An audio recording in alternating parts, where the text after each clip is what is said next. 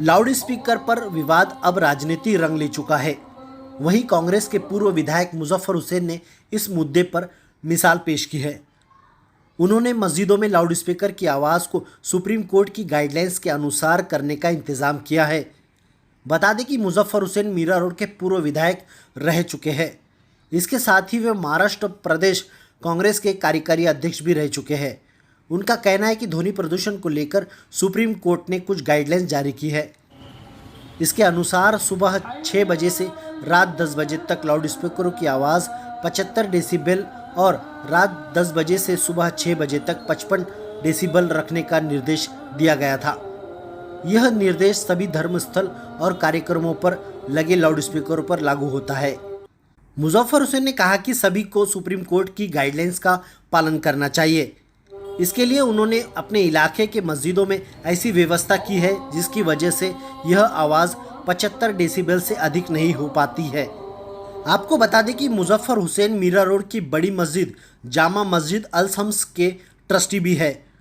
उन्होंने इस मस्जिद को अत्याधुनिक बनाया है। इस बारे में हमने कांग्रेसी पूर्व विधायक मुजफ्फर हुसैन से बात की। आइए जानते हैं उनकी क्या प्रतिक्रिया है।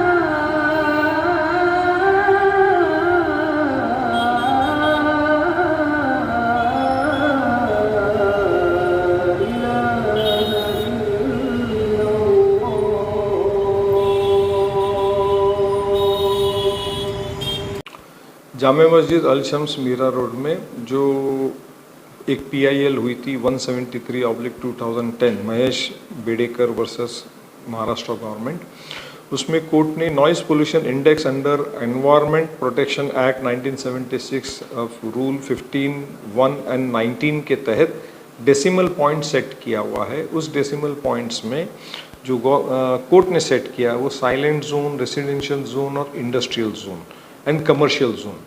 तो जो कमर्शियल जोन है जिसमें 75 डेसिमल पॉइंट्स हैं और रात में, दिन में और रात में 70 डेसिमल पॉइंट्स हैं रात में, ये इसकी गाइडलाइन हम फॉलो कर रहे हैं। और हम ये चाहते हैं कि तमाम मस्जिदें जो हैं, ये कोर्ट ने जो डेसिमल पॉइंट्स फिक्स किया है, जो जिस जोन में आते होंगे उस जोन का वो उसका पालन करे, ताकि अपनी इबादत से किसी और को कोई परेशानी या तकलीफ़ ना हो और कायदे का पूरा पालन हो। जामे मस्जिद अल शम्स के अंदर हमने अभी जर्मनी से और USA से साउंड सिस्टम्स मंगाया, अंदर का और बाहर का दोनों। और वो मंगाते वक्त ही हमने ये निश्चित किया था कि जो नॉइज़ पोल्यूशन इंडेक्स है, जो कोर्ट के नॉर्म्स हैं, उसको हमको नई इक्विपमेंट्स, नई टेक्नोलॉजी यूज़ करते वक्त हमको उसको फॉलो करना है और इसीलिए हम वो कर रहे हैं। तो कोर्ट के जो निर्देश हैं वो इर्रेस्पेक्टिव ऑफ कोई भी कम्युनिटी, धार्मिक स्थल, public meeting, political meeting, society meeting या कोई DJ का इवेंट्स हो, इर्रेस्पेक्टिव ऑफ दैट कोर्ट ने कहा है नॉइज़ पोल्यूशन इंडेक्स का डेसिमल इस तरह से आपको मेंटेन करना है अंडर एनवायरनमेंट प्रोटेक्शन एक्ट।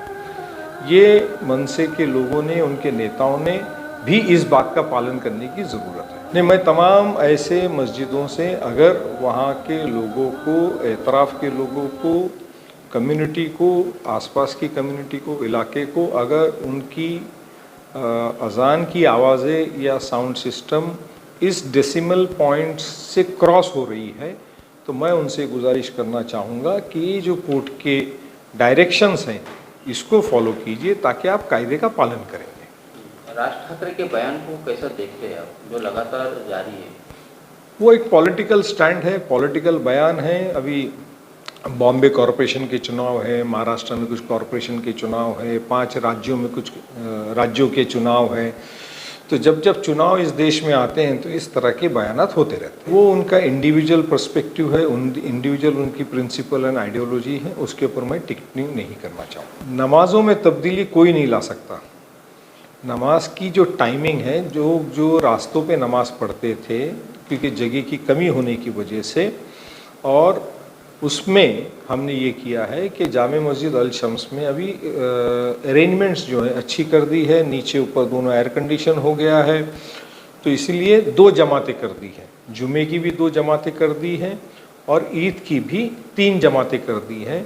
और बाहर की जो माइक पर जो नमाज चलती थी वो इस साल से हम उसको बंद कर देंगे, ताकि 3 जमातें लोग इत्मीनान से आकर के मस्जिदों के अंदर नमाज़ पढ़े।